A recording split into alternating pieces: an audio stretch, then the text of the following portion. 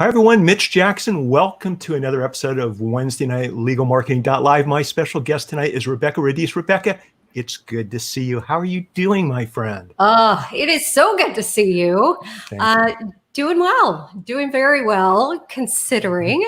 Considering we chatted a little bit before we went live and got all Yes. that out of the way.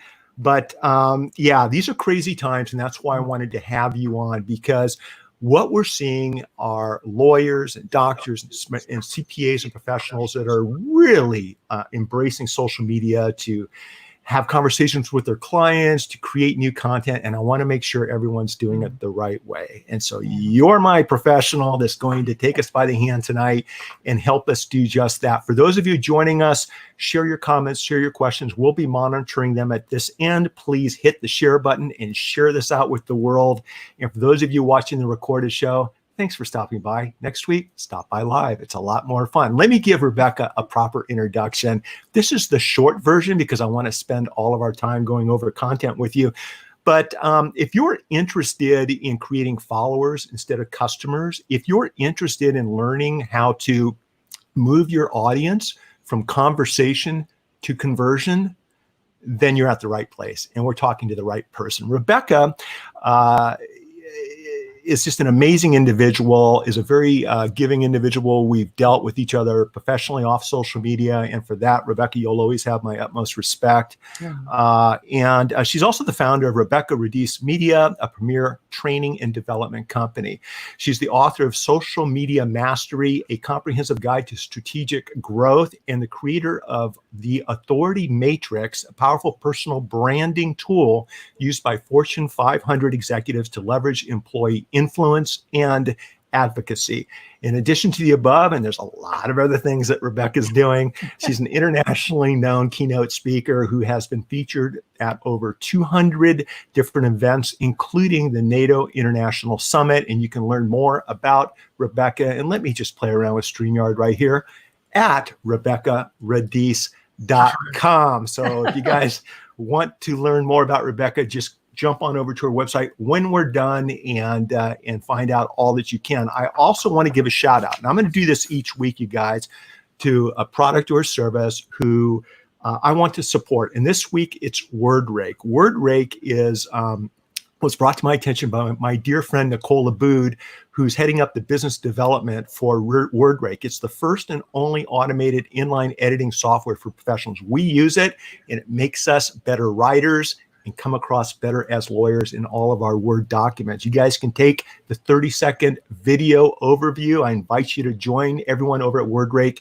at wordrake.com. It's really cool. And Nicole, that was for you. Got to take care of our friends, Rebekah, right? Isn't that what social media is all about? So one thing I'm really good at is talking, obviously. And I don't want to do that tonight, all right?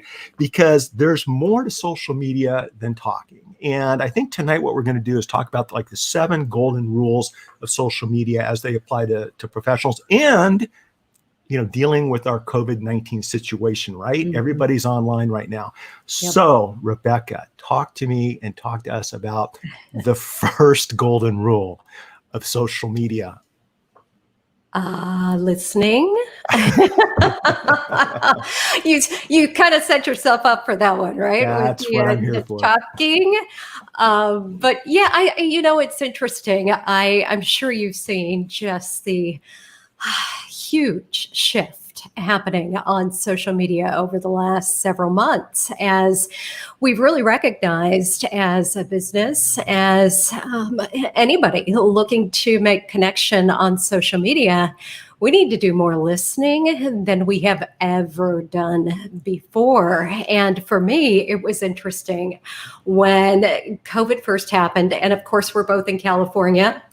So we were one of the first states to go into a lockdown. So I think we dealt with some of this a little bit earlier than anybody else, definitely across the country. And it was a unique moment where I really stepped back from everything I was posting. I stopped everything immediately and just did a whole lot of listening to what were people talking about? What was the fear factor at that point? What did we need to know? And what did people need from me, from other people at that moment? And so, anytime we're on social media, no matter what channel, listening is always incredibly important. It is that moment of opportunity for us to get to know our audience better, really learn, understand what are they talking about? What are they worried about? What keeps them up at night, which is a lot right now. It certainly is. I mean, especially when you're dealing with community. Right now, we want to connect as human beings. We want someone to talk to. We want someone to listen to what's going on in our lives. And when you say listen on social media, obviously, other than a podcast, it's kind of hard to actually listen.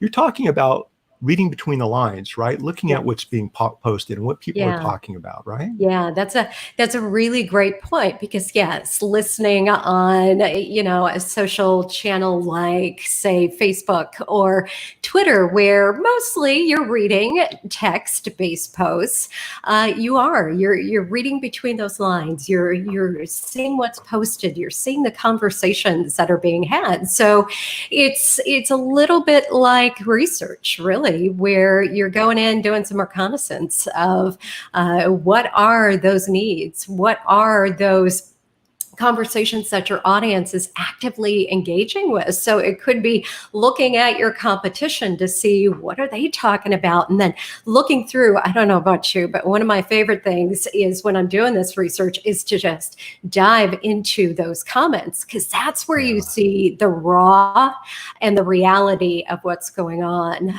really behind the scenes. So yeah, I think listening is unfortunately a lost art that we have really got to encourage and bring back these days. It's interesting when you jump on over to people's blog post, whether it's a competitor, whether it's a client, and see what they're actually talking about or what they're podcasting about, because that's what they're concerned about. And like you said, listening to what their needs are, making that extra effort to reach out after listening and connecting with someone. Right. Sometimes it takes a couple of minutes. It takes a little bit extra effort to do that. But wow, right now, for example, Mia Voss, jumping on and just saying, hi, hey, you two, here for the good info. Mia, it's good to see you. When people take the time to share a comment like that, and when they're listening and watching, that means the world to me. I'm going to be there for them as a lawyer, as someone on social media. But what connects us after we're listening to a conversation, we're getting a feel for what our clients or our competition is doing. The next step of the golden rules has to do with creating that rapport, creating that bond. And I think there's one good way you recommend that we do that. What's that? Yeah, it's telling your story. And again, I know we talk about this a lot of everybody's got a story. What is yours? How do you share that on social media to really make those deeper, more meaningful connections? But as you just said, now more than ever, people want to connect on a very real level. They want to know that there's a human behind that post, that content, that conversation. And so it's just really thinking about your journey, what's brought you from where you were to where you are today, and how can you use that to mentor, to encourage, to offer some hope in a really dark place right now to a lot of people. And so it's, I think we tossed that whole idea of what's your story around, but it just can be very, very simple in terms of, who you are, what you do, who you help, how you help, and why anybody should want to connect with you. Ooh, I love that. I love the who, what, why, when, where, and how to help us write our story. So let me ask you a question. So when we talk about sharing our story, yesterday in my Legal Minds Mastermind, that was actually the conversation. One of the lawyers in the group actually at his website shared his story, and it involved his mother and a photo of he and his mom as to why he became a personal injury lawyer. And it's brilliant. It's so well done. And some of the members in the group during the conversation, it's a live video. We have every Tuesday, we're talking about, well, what story do I tell? What part of my life? I'm not comfortable with sharing everything. What should or should I not share? And then the conversation gravitated over to, why not have a professional copywriter? Maybe someone that knows marketing to help you craft that story. Yeah. And I thought that was brilliant. What are your thoughts on that? Yeah. I think it's such a great idea. As a speaker many years ago, I went to actually an acting coach to help me pull my stories out and inject them into my speaking. I had a very difficult time talking about me. And so, yes, finding those people that can help you see that your story is beautiful. It's so relatable to the right people. Mitch, I talk to people all the time that say, but I'm not in the most sexy business. It's not the most interesting. My story isn't, all that interesting. And to that, I say, everybody's story is interesting to the right audience. And when you get that person that can help you craft that powerful story, like you were just explaining, I mean, just think about putting a picture and an image with his mother and telling that very personal story of why he did that. Wow. Read that next to the guy that just spouts out all of his degrees and where he went to college and, his MBA and yada, yada, yada, yada. And all of a sudden you're just like, boring. You've created that differentiating factor by telling your own story. He actually volunteered, Parker volunteered that he had a professional help him craft the story. And it shows the way it's written, because people are going to stop by your website, your blog, your social media posts. They're only going to give you a couple of seconds of their time. And unless you immediately grab their attention, they may not even stick around to read your story, to listen to your story, to watch your story. And then, Rebekah, depending on where you are, where you're speaking, what type of social media content you're putting together, you might pull out a different story. Okay. I mean, obviously you have many experiences, many different stories in your life, depending on the topic. You might want to,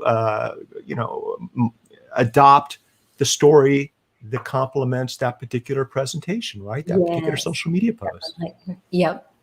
Yeah, that's another great point, because we all have a variety of stories, those lessons that we've learned along the way. And when you do go to somebody like a professional copywriter that has that ability to help you identify, okay, here's the top 10 things I talk about, or here's the 5 things I really want to hammer home in all of my copy, then all of a sudden that person can start to help you connect the right story with that actual piece of content. And it's an amazing process, really, as you start to think about it, because I would be willing to guess that most of us are a little bit shy in talking about ourselves and in patting our own backs and tooting our own horns. So when you do go to somebody else that can really help you reflect and see how amazing that experience is and that knowledge is and how valuable that is to somebody, especially in that switching moment when they're making a decision between you and their competition, or maybe they are already over, considering somebody else, and they see your content and they're like, oh my gosh, Mitch, you are everything I've ever been looking for, because they've been able to connect with you both professionally, but now personally because of that story.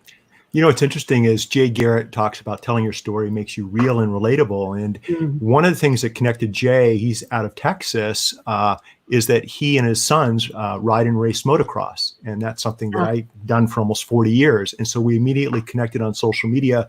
It's because of his story, not what he does, that originally connected us. And how important is it, Rebekah, to make your story and what you're sharing in your story and on social media I don't know, maybe it needs to be consistent with the other content that you're sharing on social media. It needs to be a consistent type of approach, right? Absolutely. Yeah, very, very important that the story you're telling from your website to your blog to any of your other social, profiles, that all of that is very consistent. And that's everything from your voice to your tone. So whether they're reading it or they're listening to you, they can hear you. They can really get a sense for your personality, for who you are. That is such a huge differentiator for me too, when I can, and that was something that I think you and I really connected on when I was reading your content, and I could just feel just your thought process, or your sense of urgency, or your passion about the topic. My needs for help. I don't think that was it. No. I don't know. Dan talks about, it's the emotional connection. Yes. Right. And no, thank you, Rebekah. I didn't mean to interrupt you. I was just kind of, if you can't make fun of yourself, right? That's What's the point? Yeah, Life's too short. There's too much going on in the world. So here's the thing that kind of naturally leads us into, I think, the third golden rule of social media professionals, which is being consistent in what we create and how we do things. When I see your tweets, and by the way, I share your Twitter approach with everyone in my mastermind. Okay. When I see a tweet, I don't even have to look at your, what's the little, your face on, what's the little thing on the my profile, my picture. The little picture. I don't even have to see that, whatever it's called, logo or icon. I can tell by how your tweet looks. There you go. There you go. And I can just tell by the way it's formatted that it's from you. You have a certain style. You're consistent in what you're doing. Talk to us about, if you don't mind, some tricks for how professionals can be more consistent in what we're doing on social media. Yeah. A lot of it is just thinking ahead. So do a little bit of a brainstorm of what are the 5 topics that you're known for? What are the 5 topics you could talk about till you're blue in the face? What are the 5 topics that you want people to find you for? So when they are searching, whether it's on Google or they're asking Siri or they're looking on social media, what are those keywords? What are those phrases that they're going to be saying, they're going to be typing, they're going to be looking for when they're looking for your content? And so once you have those, use those as your content buckets. So you've got 5 different buckets of 5 different types of content. And now you're just going to think about what content could I drop down in there? And so you're thinking about, what are the frequently asked questions that people ask you all the time? What are those anecdotes or those stories that you could share? What is that knowledge, those learnings that you've gained over the years that would really benefit your audience? And then you can start to think about, how often you're going to post. So consistency is around the times that you post. So making sure your audience knows that you're going to show up, that you're going to be there, that they can expect that you're not just going to go silent, for a week or a month on end. And so if you need some automation to help you within that, I think both you and I use Agora Pulse. It's an excellent way for you to be very strategic, very thoughtful in your content. Put a little bit of automation, but it's also super simple. And this is what I love about it, to pause everything immediately. So if like we're seeing right now, there's, a crisis that occurs, you can be very quick on your feet to adjust what you're talking about. But it does allow you to start to consciously think ahead of what type of content you want to share. Rebekah, what are your thoughts or suggestions for, let's say you're a law firm, you're an attorney, and you're getting ready to start a 2-week trial. You're not going to be able to post. You're not set up for anyone else in the office to share on Twitter or Facebook the post that you do individually or personally.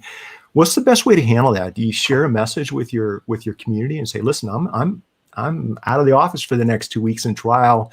I'll see you guys in 2 weeks. Or how would you handle that? Because that is an issue in the real world. Okay, that's an issue that comes up. We Yeah. get pulled one way and we can't do the others. What do you suggest? Right. Yeah. No, that is absolutely real life. I think no matter what industry you're in, you have those days. I know I have days where I am head down and I come up and go, ooh. Where did this day go? And so thinking about, even posting is tough. So honestly, it's what's sustainable for you. So if you want to get your audience comfortable with knowing, hey, I'm going to be out of pocket, for the next week or 2 weeks.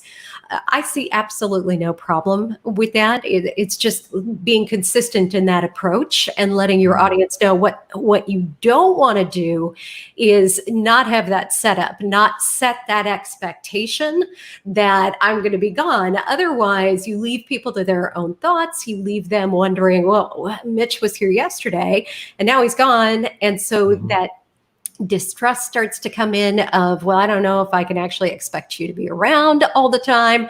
So it's really more about figuring out what can you maintain, what feels right for you, and then just being very honest with your audience. There's something to be said about that authenticity too, right, Mitch? Where if you can't maintain it on your own, certainly if you had an assistant or somebody that could help you with that, that's a totally different thing. But I see absolutely nothing wrong with being honest about it, but just don't be afraid to be honest, because I think that's a trap a lot of people fall into too, where they think I have to be on, I have to be live, I have to be present all the time.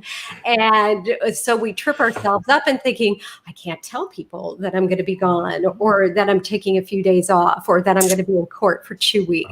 Yes, feeling you absolutely can. And that's something they can learn from following you, Mitch, and looking at all of your content is you really weave that authenticity into everything you do. You're out on the beach, you're jogging, you're with your kids. And that's real life. I mean, it's more real life than ever right now. And there's definitely a level of fear within stripping away some of that just professionalism within our social media. But we have really pushed back from the days of it's got to be all professional all the time. I share being at the beach. Well, at least I did when our beaches were open. Right. But I share my love of gardening, and that's really how I've spent a ton of my time since gardening and cooking. And so there's nothing wrong with injecting that humanity into your social media, and then also being real honest with them, even to the point of I had a serious conversation with my audience. Gosh, I think a week and a half ago of, guys, I'm worn out. I'm exhausted. I've been on meeting after meeting after meeting, and it's just been go, go, go, go, go. I need your best advice for, how do you decompress? How do you just release that anxiety? So there's that too, where it's just getting really comfortable in having that open dialogue with your audience. Everyone, we're speaking with social media expert, keynote speaker, coach and consultant Rebekah Radice, and you are just sharing some real value bombs right now, Rebekah. So I really appreciate that. These are things that we've been touching upon and glancing over a little bit in my mastermind. And so I'm glad we're focusing back on how important it is right now to share our human side, right? To show who we are, to be a part of a community, to help some more, whether you're in a suit or whether you're in a dirty t-shirt taking a run down at the beach. If you're adding value and you're there for people, I think people really remember that. It keeps you top of mind, right? But before we go on to the next topic, we're talking about 7 golden rules of social media. We've talked about listening, number 1, number 2, telling your story, number 3, being consistent. We also need to talk a little bit about being strategically transparent. At least that's the terminology I use. In other words, being transparent is one thing, right? Yeah. But I think as a professional, there are some lines there that we want to be careful what we say or how we say it, probably depending on what type of practice you have, what type of personality you have, how thick of skin do you have, right? Because what you put out there is going to generate feedback, engagement, and a conversation, and you better be ready for it. That is for sure. I mean, Yes. And so I call that boundaries. And it's boundaries. just, yeah, it's just Yeah. knowing your own boundaries of what are you 100% confident and comfortable talking about? And then knowing what are those conversations I'm not going to be comfortable getting involved Mm. in. So yeah, there could be legal issues in terms of what you can and cannot talk about. There can be ethical issues, there can be moral issues, there can be personal issues that are really upsetting to you and you just don't want to get involved in those conversations. And so where I see people get into big trouble is not knowing where those boundary lines are. And we talked about the beach, but it's basically standing in the sand and just drawing that line and knowing I will go this far and I will go no further, because you really stay out of hot water. Not to say you're not going to get in it. I mean, you're on social media, it's bound to happen. Nobody is going to agree with you all the time. And you have to be comfortable. Like you said, you got to have some thick skin on social media to know you're going to attract those naysayers, those people that don't agree. And, for example, you've chosen to be very outspoken when it comes to politics. Yeah.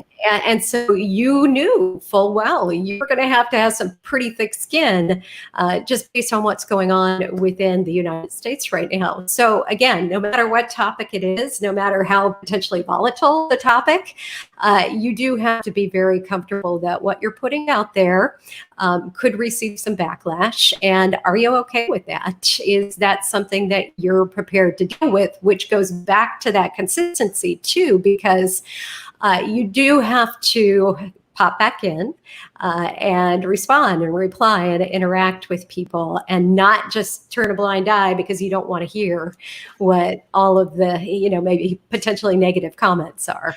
It's interesting. It kind of falls back on what's your why. Like, why do you get up in the morning? Why do you do what you do for a living? And the reason I became a lawyer 34 years ago is because I wanted to take on the wrongdoers and the bad guys and take on the bullies. And that's just me. I've always been that way.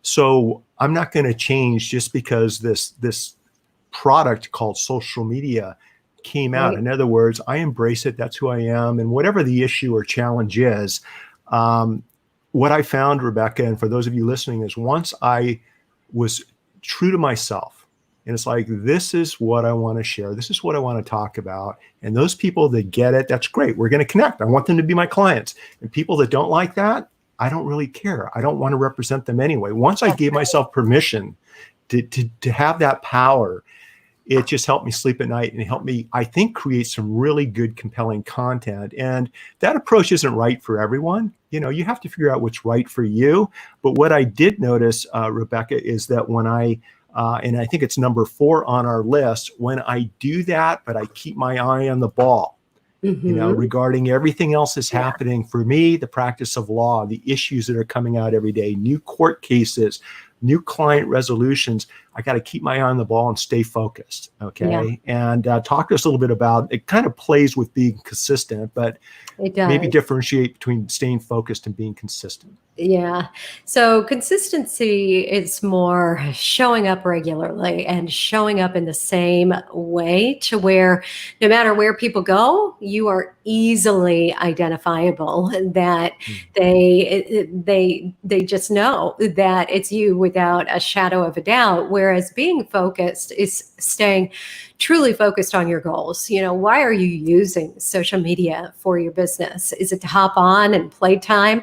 Well, sometimes it might be, but more than likely, people that are here that are a part of your mastermind, Mitch, are supporting a business. So you've got goals for your business that social media is supporting. And that's where people can tend to go sideways too, is you get a little too involved in the social of social media and forget that there are goals behind the content that you're sharing. There are goals behind the metrics that you're trying to hit and the results that you're trying to create. So consistency really supports the whole idea of being focused, where focus reins you in. It keeps you really close to why you're doing what you're doing, why you take an hour out of your week and devote it to creating content for your social channels, or why you do shows like this, Mitch,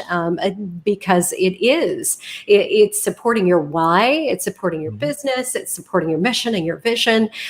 So that's being focused is really more about, as you said, keeping your eye on the ball, and knowing what it is you're trying to achieve, and knowing when you get there, because that's the other issue too, is too often, I see people they don't have any goals or the right goals. And so how do you ever know when you actually arrive, when you've actually succeeded? Kind of tough. Let me know when that happens. Okay. I always tell people social media, I don't think it's like a sprint or a marathon, because there's no finish line. This is more like a healthy diet or an exercise routine, right? It just continuously changes, and you want to just kind of stay active. But everything we're talking about, Rebekah, it sounds to me like it's part of building our personal brand right now. Right. And I think, like you said, you got to figure out what's that personal brand that I'm trying to build on social media. Do you feel personal brands are important on social media? Oh, more than ever. More than ever. And I've always been a huge supporter of building your own personal brand, whether you're a doctor at a hospital or an attorney within a firm, you are still a personal brand. You are a representative, and you are that human connection that people are making. So yes, and especially in this day and age when there's so many people moving around all the time, it's not like back in the day when you'd stay at a company for 30, 40 years. Now people are, they've got 8 to 10 different companies under their belt within those first 20 years. So it's really thinking about how do you establish yourself as that credible resource, as an authority within your space, and how do you set yourself up as that go-to person so that people aren't thinking about you as a commodity within your industry. They're thinking about you as, this is the person I'm going to call whenever I have XYZ need. This is the person I am going to call when I am struggling, when I am frustrated, when I am overwhelmed, whatever the situation might be. And so you're just really setting yourself up in that sense, that you are making it just crystal clear in the mind of your audience, your social media audience, that whenever that situation comes up, you are the one that they are going to call. And as you know, Mitch, you talked about, we've worked together professionally a couple of times. I have called you when I have questions, because you are, for a multitude of reasons, the number one person I trust in those situations, but also deeply respect. And you have created that situation in my mind where whenever something happens, Mitch is my go-to. Oh, I love that. Ooh, We're done. That's it, everyone. We're done. Let me just hit that record. And no, listen, here's the thing. It's I heard someone mention a couple of weeks ago, I don't know if it was on this show, but they talked about, it might've been Jay Baer talking about personal brand is as valuable today as your bank account, as the quality of your skills, the service you're providing to your clients or customers. It's a business asset. And for those of us who started early on social 10, 12 years ago, or on the internet, we put up our website, Rebekah, in 1996. Yeah. Okay. We didn't know it back then, before you were born. We didn't know it back then, but we were building our personal brands, right? And over time, if you go about it the right way, if you listen, if you tell your story, if you're consistent, if you stay focused, all of these things come together. But you also want to create a good audience experience, a good client experience. And a contributing author to my book, and I had 46 other experts from around the world contribute to my book, was Mitch, I'm blanking. I'm going to come back to this, but Talk Like Ted, who wrote the book Talk Like Ted, Carmen Gallo. Oh, got it. Right? Carmen Gallo wrote Talk Like Ted, and he talked about creating content that is emotional, that's unique and memorable. So whether we're doing, a blog post, a video, whether you're talking from the stage, or I'm giving an opening statement to a jury, to incorporate those three components into what we're doing. And I know one of your big 7 golden rules of social media is to create an experience for your audience. Talk to us a little bit about that. Yeah, and I think that has to do with so much of what we've already talked about. What is your story? What is your why? What's the reason that you're using social media? What was the reason you got into the business in the first place? And what are those problems that you want to solve? And when you look at the people or the brands that you follow, what's the reason? Is it because they pump out a whole lot of content? Probably not. No. Yeah. That's a good point. Yeah. It's because they speak your language. It's because they're talking about things that are interesting or important or solving that particular problem that you're looking for. But they also more than likely have injected their personality into it, and they've learned how to use all of that, how to weave all of that together into that brand experience. So you're talking about a personal brand. And so that's really what helps define that feeling people get when they find you on Facebook or Instagram or YouTube or anywhere else. It's that connection that they're immediately able to make because they like the way, they like the way you show up on a consistent basis. They like how focused you are on solving their problems. They like all of the very detailed content that you're providing because maybe it's actionable in a way that nobody else has been able to give. So whatever your thing is, whatever you're known for, and if you don't know what that is, that's okay.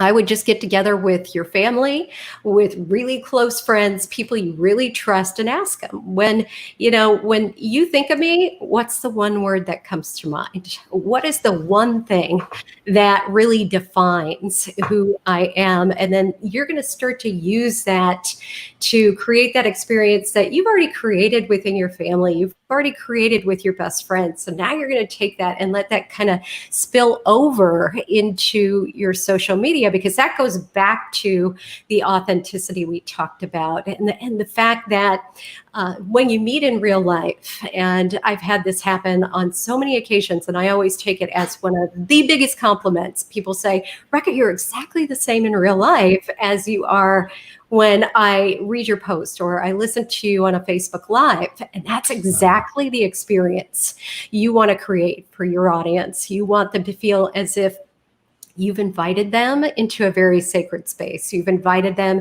into your home, which is where we all are these days.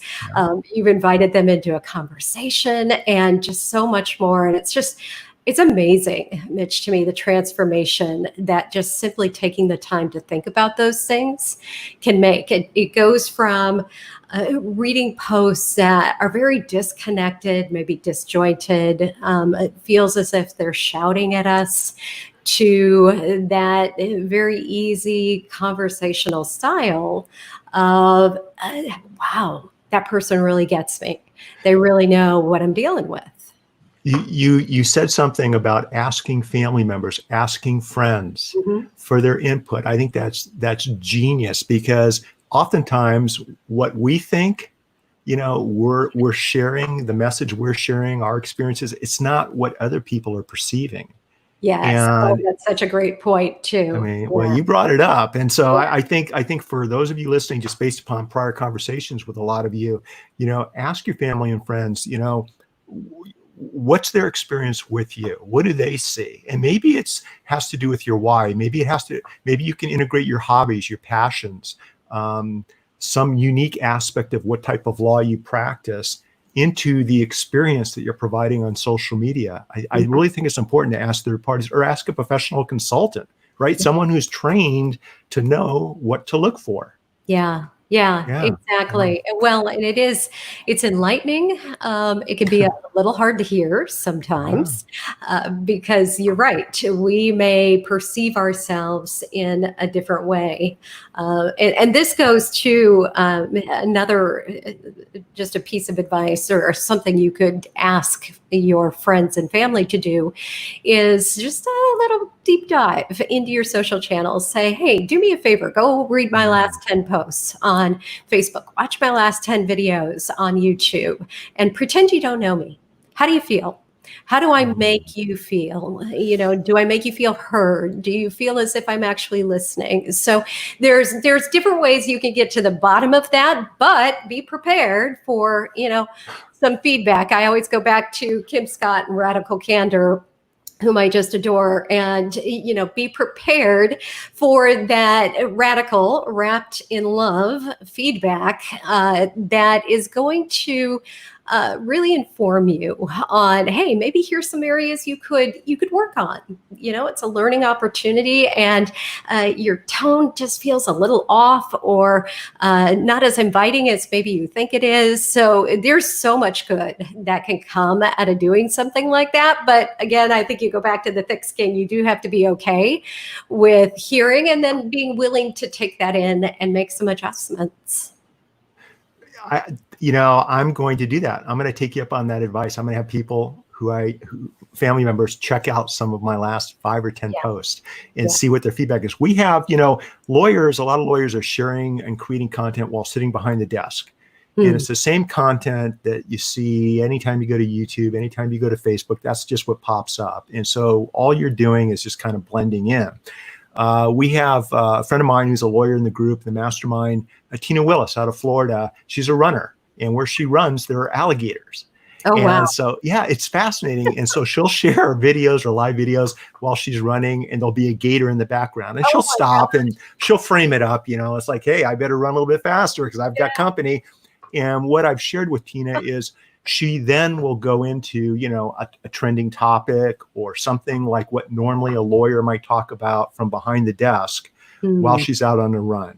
And I think that's so powerful. It incorporates all of the things that you're talking about, and has such an impact to where it gets me to talk about her and her gator videos right now with you on a completely unrelated show. And so there's something to be said about that. When you talk about answering the top 10 questions, for example, that you're asked each week or each month, I can do that sitting behind my desk, or I can answer question number 1 while I'm out on the paddleboard at Dana Point Harbor with my GoPro. Number 2, down in the sand taking a run. Maybe have those desk videos also, right, as a foundation, but just kind of mix it up a little bit. I think that just keeps things interesting. Yeah. It's funny. Oh, look at this. Look at this, Rebekah. That's Tina. I always think you're thinking about me. We are thinking about you, Tina. It's the alligators. Keep running fast, Tina. Everybody connect with Tina Willis. Oh, that is fantastic. What a small world. I didn't know she was here. I didn't know she was here. Story. Yeah, it's funny you bring that up. I'm in the Hollywood area, and I have all of the studios around me. So I'm 2 minutes from Warner Brothers and Disney, et cetera, et cetera. And I actually use that as a backdrop in a whole series of lives. I just bike over to, Warner Brothers and stand in front of it and kind of incorporate that into a trending topic, something about the day. So and you don't have to live in an area like that. And alligators are pretty cool. They're pretty cool. And I wish we had some alligators here in Southern California. So we're talking about the 7 golden rules of social media for professionals with Rebekah Radice. And we've talked about listening. Number 2, telling your story. Number 3, being consistent. Number 4, staying focused. Number 5, creating an experience. Number 6, while we're doing all this, Rebekah, we got to make sure to stay social. So staying involved in the conversation. And I talked a little bit about this already, where it was, you got to come back. You can't just post and run. You do actually have to come back and stay involved in the conversation. And so it's scheduling in time, even if it's 5 minutes out of your day to come back and just take a look at your notifications. Do not turn your notifications on your phone. That is one thing I would tell you. No, turn them off. You don't need that during the day, but just scheduling your calendar like anything else, 5 minutes.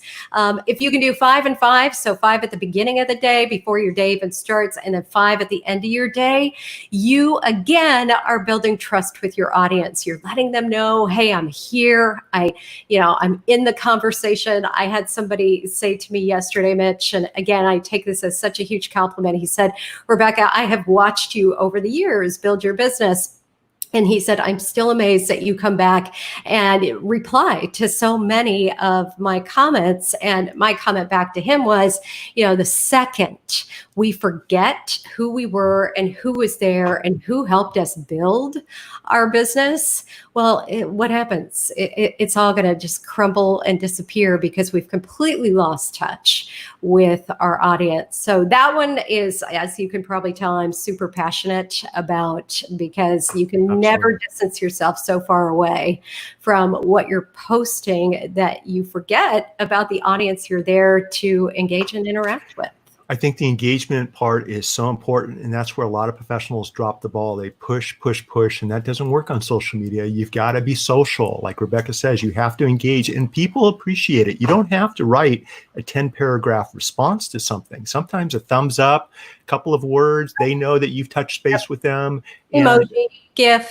It goes a long ways. And, engagement in real time, and I'm going to do that right now. Tina asked the question. She remembers you from good old Google Plus. And, but Tina, let me see, she's wondering if you could speak to techniques, in case someone's listening and not watching to the recorded podcast version of the show, which we'll be doing, Rebekah. If you could speak to techniques to expanding your audience to those who are interested in similar things. And I think do you understand Tina's question? Because I've talked to her about this. I know what she's asking. Okay, yeah, clarify.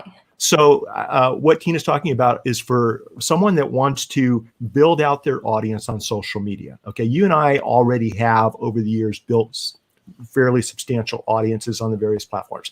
For somebody that wants to start the process of building an audience and connecting with like-minded people and hanging out with people that they want to hang out with while building relationships, with the end play being business. In other words, business referrals, or people thinking of you as being the lawyer in a particular bike riding Facebook group or running Facebook group. Maybe some tips on how professionals can build out their audiences on the different social media platforms when they're starting new. Yeah. That's a challenge. Yeah, it is. It's a challenge we all face. And you never stop facing that, because you're always at expansion in some way, shape, or form. There's always growth opportunities. And there's going to be pivots too within that, whether it's due to the market, whether it's due to your business shifts just a little bit, whether it's like the pandemic and all of our messaging shifts a bit. So there's always going to be growth in there, but a few different ways you can do that. Mitch, you talked about referrals. So thinking about who are those people that are your target audience, that you could say, who else do you know that is just like you? So whatever their situation might be hyper specific when you do something like this. So for me, it could be, what small business owner do you know that's been especially hit hard by the pandemic and is really looking to get their business back up and running? So just really paint a clear picture for people into who you're looking to connect with, and then ask them, hey, would you mind, tag me in a post, do a short introduction, whatever the case might be. And then it's just anything you're going to do on any of these channels where you're just going to start interacting with those people. Another way you can do it is go look to your competition, look at who is following them. So who's their followers, and Start to click through, start to see who those people are, read their bios, take a look at their content, start to follow them, start to interact with them, share their content if it's valuable content for your audience. So that's another great way. There's tools out there too where you can do social listening, where you can use tools. I mentioned Agora Pulse. There's my friends at Brand 24 absolutely love that tool as well. And what does that do? So it is a social listening tool. You could put in a keyword that is used frequently within your industry by, people you're looking to connect with. A very broad keyword. If I wanted to look for people using social media, I could just put in social media, and now I can monitor that. And it's like a Google alert where they're going to send me, I can go in, I can see everybody that's using that. I can see who those people are. It gives me a snapshot of their bio. I can click out, I can take a look, I can, review all of their content, choose to connect. So there's social listening tools like that as well that are just enormously helpful. And then I use a tool called Communit, COMMUN.IT. I've been a huge fan of theirs for a long time. Very simple in how I use it, where I am able to see who are the people that are talking the most. They call them influencers, but I kind of shy away from that Right. that word. Right. They're just people that are very active in that conversation and people that are actively using that channel. So for me, that's important. I know that they're showing up often, they're talking often, they're very highly engaged. So there's tools like that too, where you could start to really identify people around a specific topic, a specific interest, and then start to connect with those people. There's also free tools like Twitter Advanced Search. Tina, you've been around since the Google Plus days, so there's ways with Google Search that you can get very specific, with modifiers within Google Search that you can look into, say, Twitter lists or different places like that. So many different ways. It's Mitch. so many ways, so little time, right? Yeah. That's the challenge. So I've been trying to get Tina to embrace a virtual assistant or virtual assistants for a lot of some of the things that they could easily do that don't require her personality, or her unique take on something. Another thing, if you're a lawyer that's running out of Florida, and just share with me in the last 10 minutes your thoughts on this, because I do want to cover a couple other things. But maybe approach running groups in Arizona or in California that are on Facebook, and become part of those running groups, the Arizona Runners Club, the California Sand Runners Club, whatever it might be, and get involved in those groups. You don't even have to let them know you're a lawyer. You're involved in the groups where they're running, they're sharing pictures, you're commenting, you're engaging. But when you see someone post a question, whether it's a business question or legal question, that's your opportunity to share some thoughts.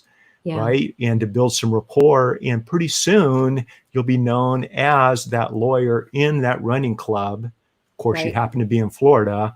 So that if anybody in California or Arizona needs a Florida referral, okay, you're going to be top of mind. And I found that to be a really good way for lawyers to become part of communities, to have that social interaction. So it's not all work. It's fun. It's play, because it's what we enjoy doing. Another one would be stand-up paddleboarding.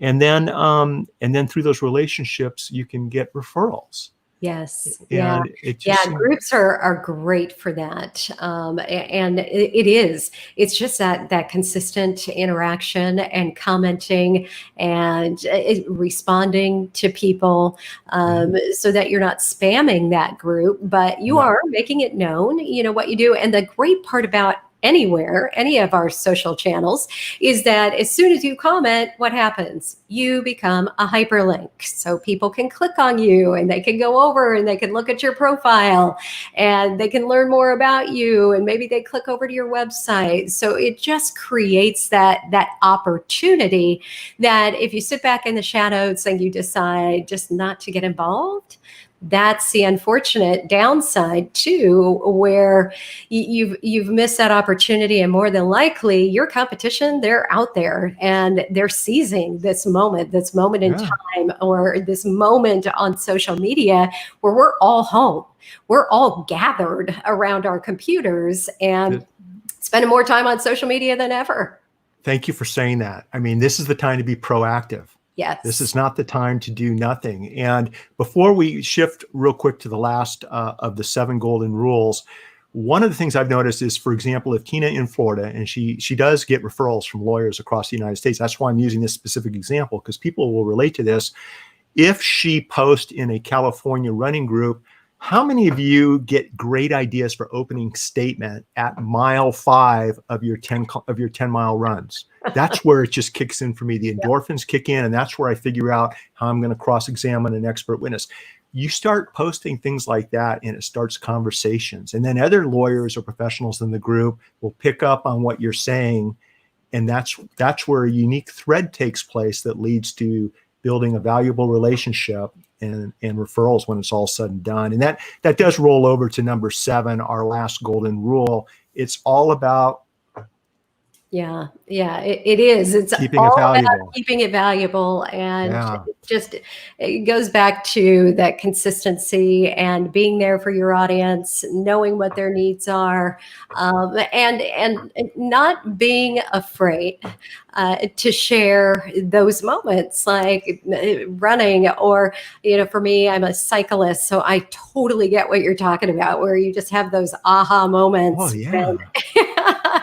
But being able to share that kind of stuff with your audience, I think it's really special right now in its ability to connect us on a very different level, where, we were all using social media before, and we were all using it for very different reasons. But gosh, what an insane ability technology has afforded us through this pandemic to stay connected, whether you're in Italy or Spain or Australia or the United States.